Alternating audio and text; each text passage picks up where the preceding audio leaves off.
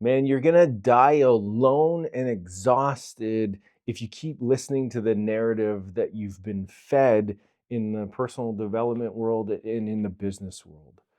There's a lot of gold and value in there, and what I've learned over the years is it really requires a discernment of what information you're taking in and who you're taking it in from.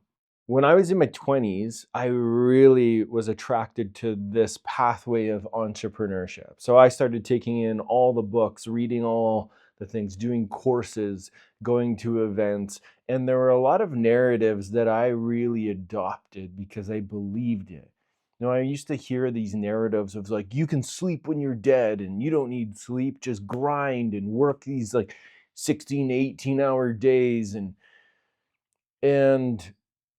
that you should really figure it out on your own. That was such a strong message that don't lean into other people, don't rely on others, like figure it out yourself. And I did that. I did that for 13 years. And you know what happened?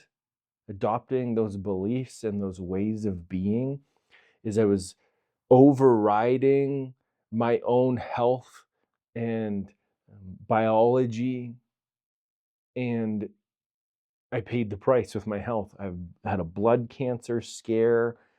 I had digestive issues. I looked really unwell. I started to get lots of injuries in the gym, like really bad injuries. And just one thing after another. And then in my relationship, my partner and I started getting farther and farther away. I would spend all this time in my office and she would, go on these trips and invite me. And I'd be like, I got to grind. I'm going to do this thing. I'm going to build this business for us. And then we'll be free. Then we'll be free. I'm going to provide all this for her. It was wild. You just get farther and farther apart. And 7 years later, she just walked out the door. Found myself on my knees in a divorce. It sucked. Dark night of the soul was one of the lowest moments of my life. I didn't even see it coming. I was so focused on the push and the grind that I I lost my marriage. I almost lost myself entirely. I was so shaken by it. I considered ending my life.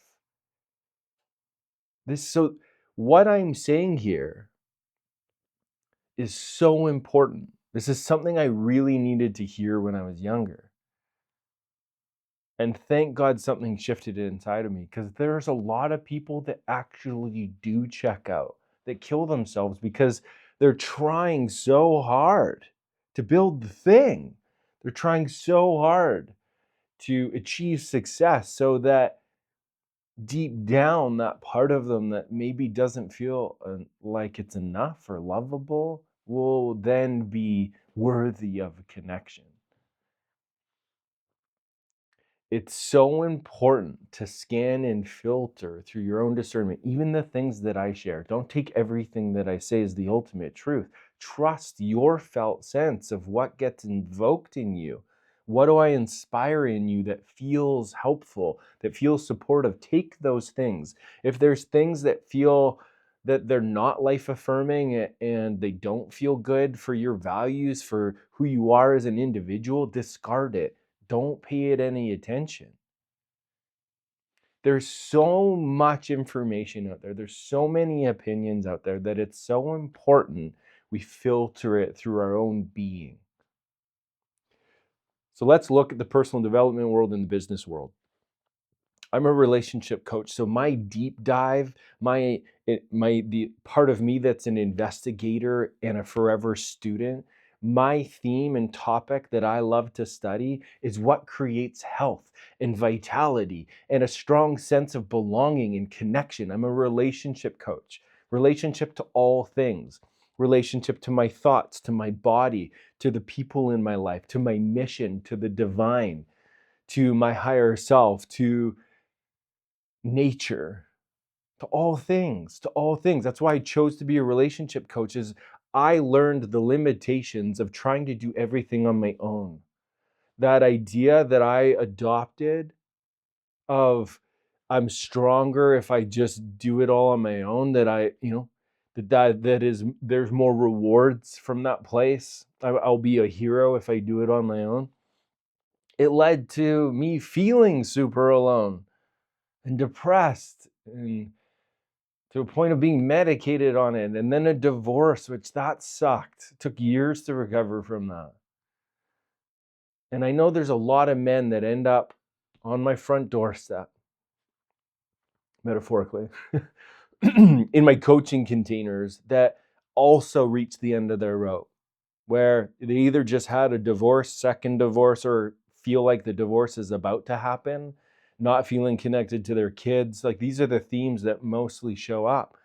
Like, have the money, have the success, have been also pushing and grinding, and then confused and frustrated and lost and exhausted because they're trying so hard, but their partner is going farther and farther away.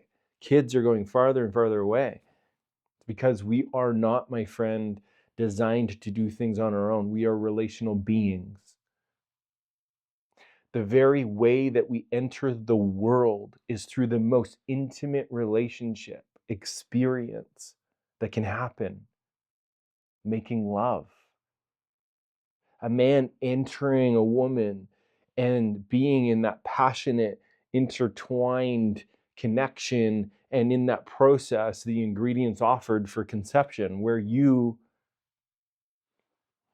came into form.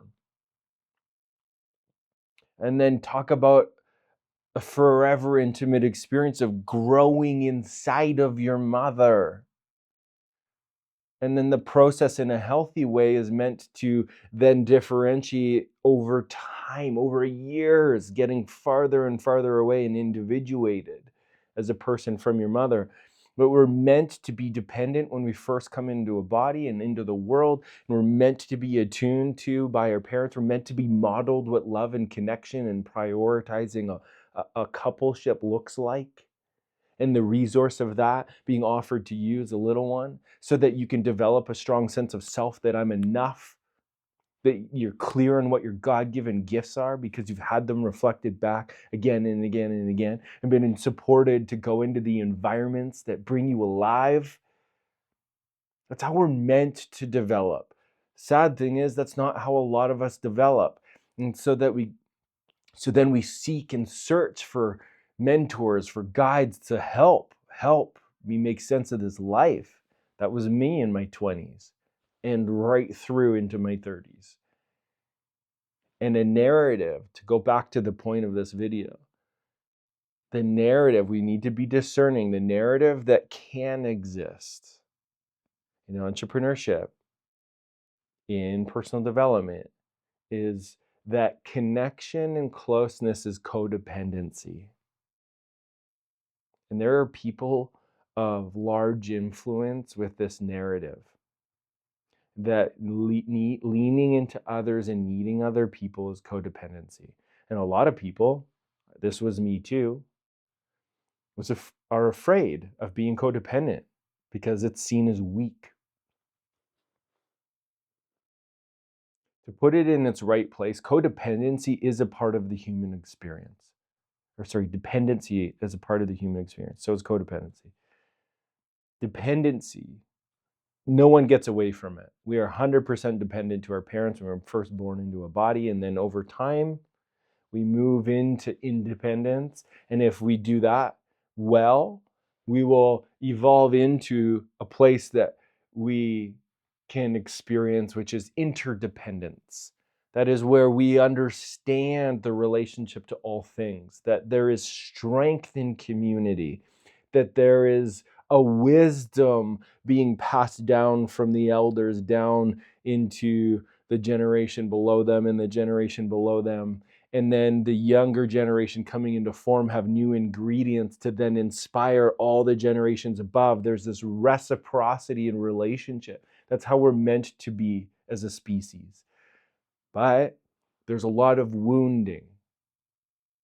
I digress. Going into this personal development business piece, there are people who are grown adults who have unresolved and unintegrated wounds inside of themselves that are being projected out into the messaging, and being adopted.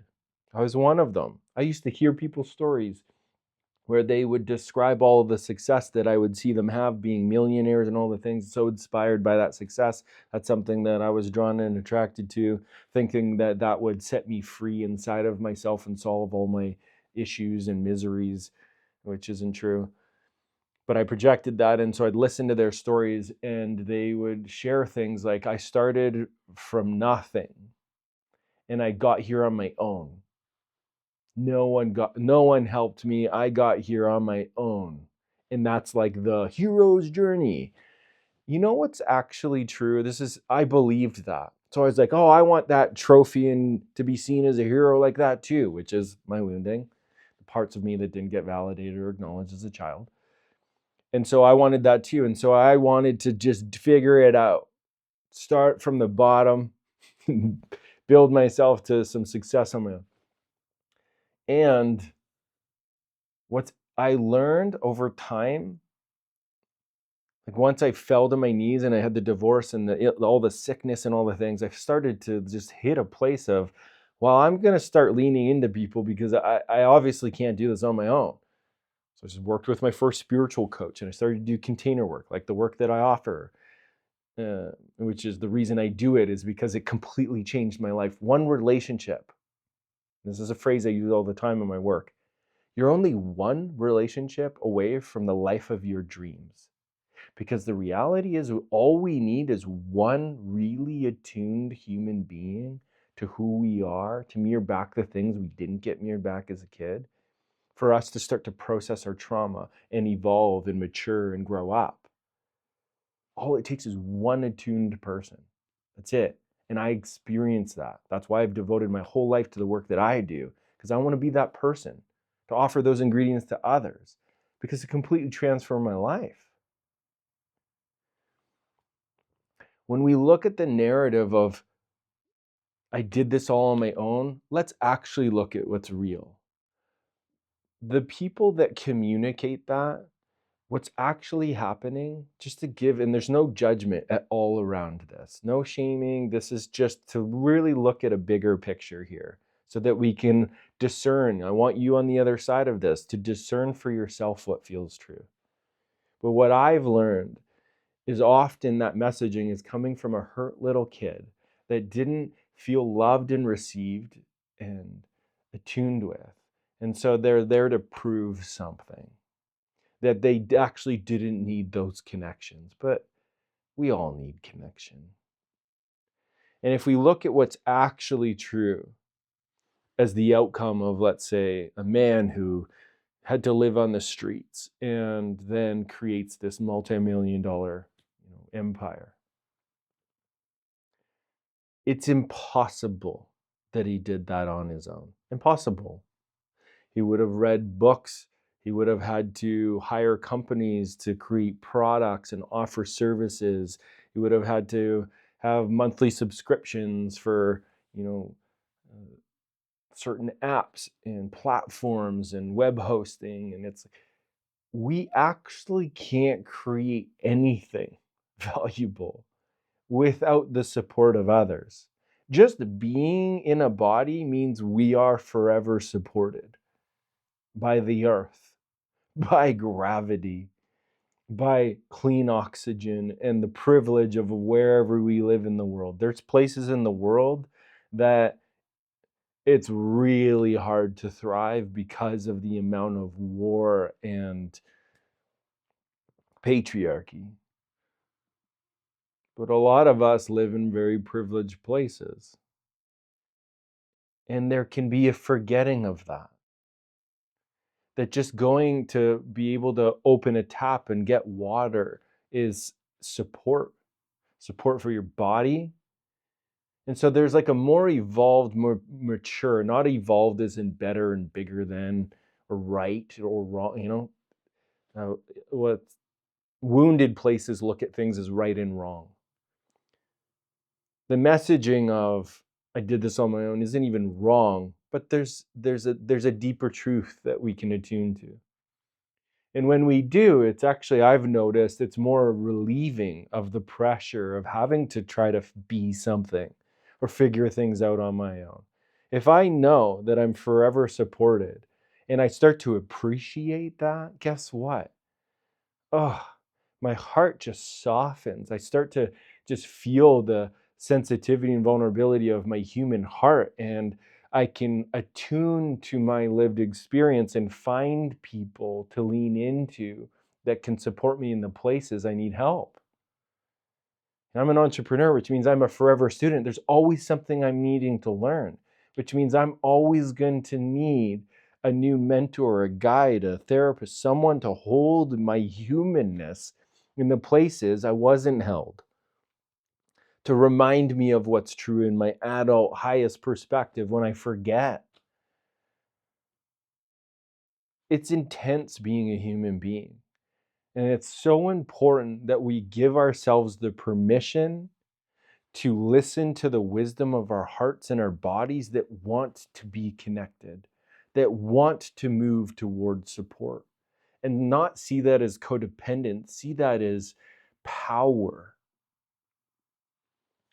The true definition of power is speaking one's truth with vulnerability. And a deeper level of that, if we want to talk about the embodiment of power, is living one's truth with vulnerability. Willingness, having the willingness to see all those places that we don't want to talk about and actually bring it to someone who is safe enough to share it with, who won't judge us and shame us and put us down. There's so much judgment on social media. There's so many ways of leadership that's actually, like, I see this on Instagram where it's like taking someone's video and making fun of it and making it wrong and like building authority based off of making others bad and wrong.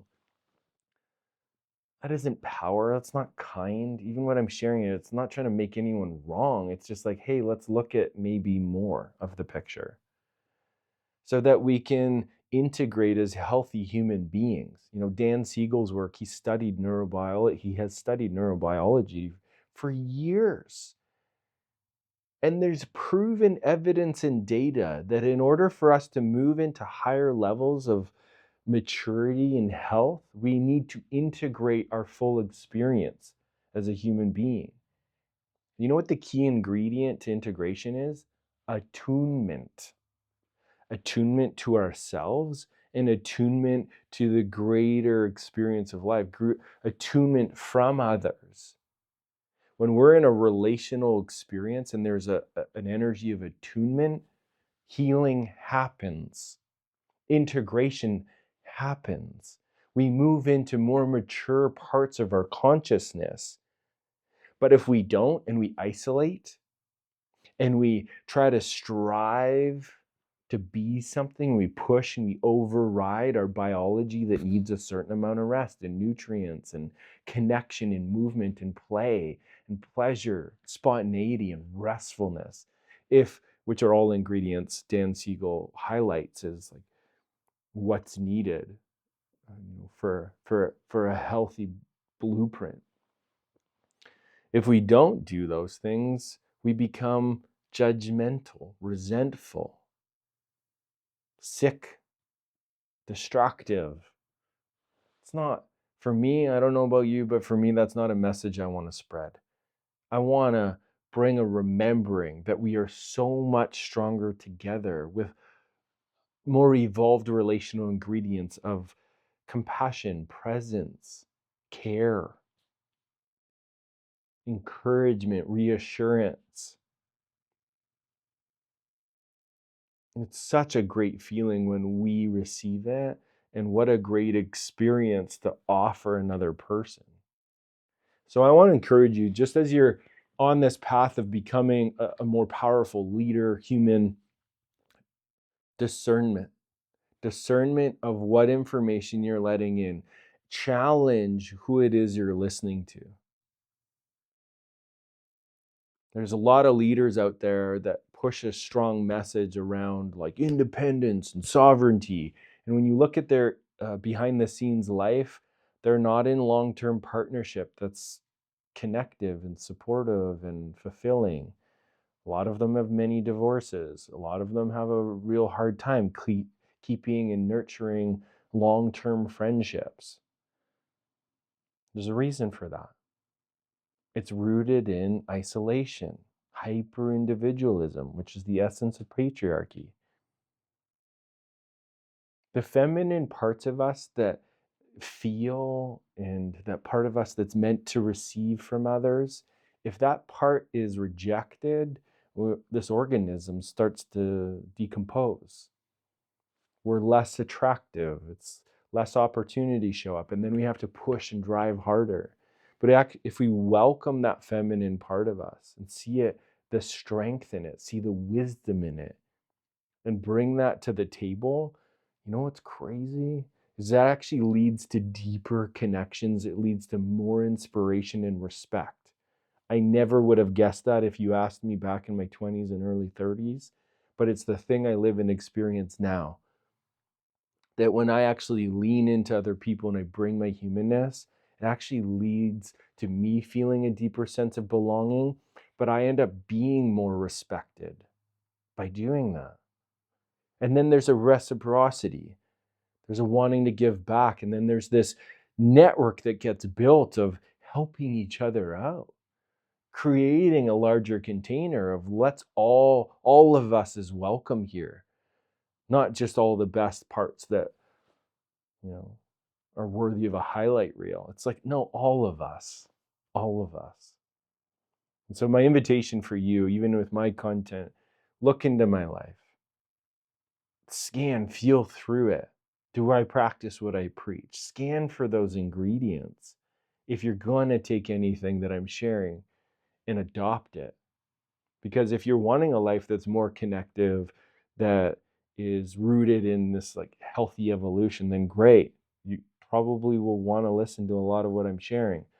But if you want a life that's more in that place of overriding and pushing and doing it on your own, go for it. I support your journey. And my sense is you'll reach the limitations of it. And my friend, I don't want you to die alone and exhausted. I want you to live every day that you're here, this short window we have, the most fulfilled, satiated, satisfied that you can be. Because I really feel that we're meant to enjoy this ride.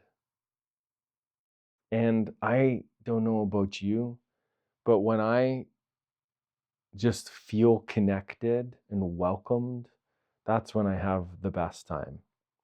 It's play, it's in the play, it's in the laughter, it's in the connection with others. It's sharing life with others are some of the richest moments. It's when I can receive just being alive in a body.